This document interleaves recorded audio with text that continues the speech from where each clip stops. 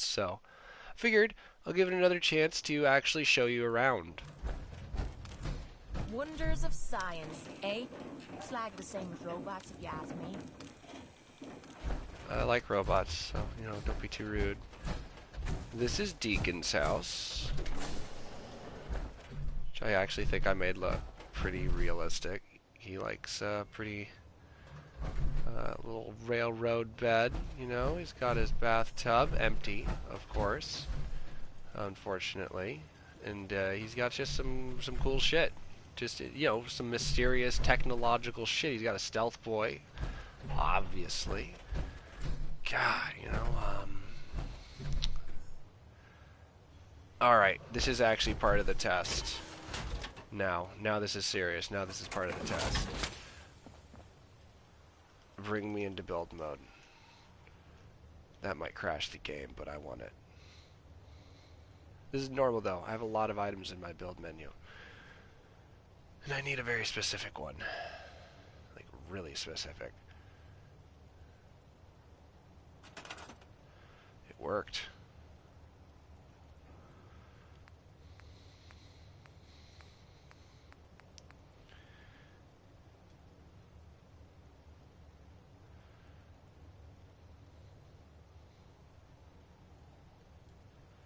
It's definitely USO. God. It's loading all these goddamn items. Man, look at this fucking place. I never got past 87 happiness. That sucks.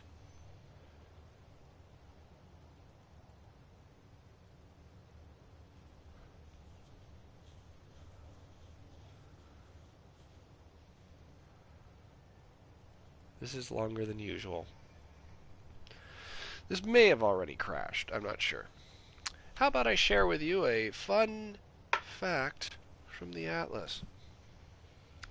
The Phraya Nakhon Cave. According to legend, the Phraya Nakhon Cave was discovered around 200 years ago when a local man, Nakhon, what a coincidence, Shrithmarahara, I think, roughly there, found refuge there. In the 1890s, a pavilion inside the cave. If you visit at the right time, you can see sunlight flooding through the cavern's roof and bathing the pavilion in a brilliant golden glow. That's pretty cool. It still hasn't loaded, eh? Orongo, the eastern island of Chile. The last one was in Samroya, Thailand. Orongo, on Easter Island. In the 18th and 19th century, the Rapa Nui people of Easter Island performed an annual Tangata Manu, or Birdman ritual. Men would scale the treacherous cliff, then swim the sometimes shark-infested waters to the island of Moto Nui. The competition involved finding an egg laid there by an elusive sooty tern, and the winner and their clan were given top status for a year. Dang! They got ultimate badass stat. Next. This is still not loaded. Loktak Lake.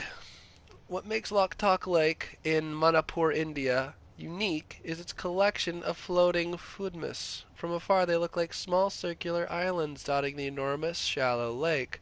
But they are actually floating patches of vegetation, soil, and other organic matter in varying stages of decay.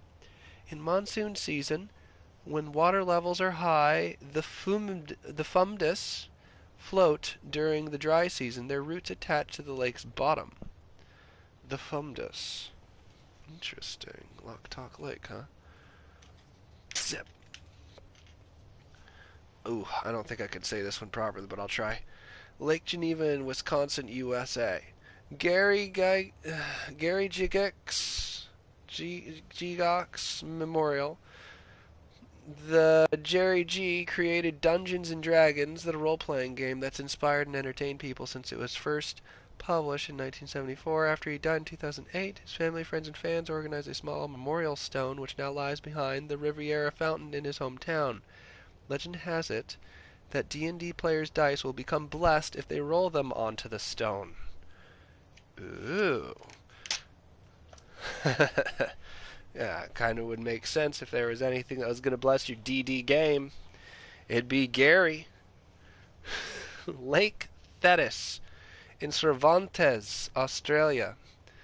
This lake is one of the few places in the world that's home to living stromatolites.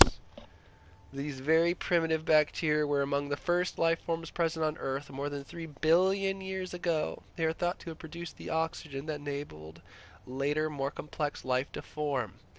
The stromatolites of Lake Thetis have survived thanks to high salinity, which keeps predators away. Intriguing. And the game is still very, very frozen. Musée du Compagnonnage, Tour France. This museum has a violin made of sugar, a pair of wooden shoes about 4 feet and 1.5 meters long, and a booby-trapped lock designed to snare the hand of any intruder. The common denominator for all these items, each is a chef d'oeuvre, or masterpiece, produced by a craftsman applying to become a compagnon, or obviously companion. Wouldn't that be nice if I could get some of those in this game, but this game has crashed. Compagnon, a system of social organizations for skilled tradesmen, emerged in the late Middle Ages. One of the requirements for membership was that each aspirant had to produce a masterpiece to demonstrate their skill. The more elaborate and difficult the masterpiece, the better. Hence the massive loaves of bread covered with artificial flowers, the miniature four-way staircases, and the other incredible treasures found within. Yeah, that's pretty cool. I would love to see a museum of masterpieces. That sounds nice. And this has crashed, ending the test.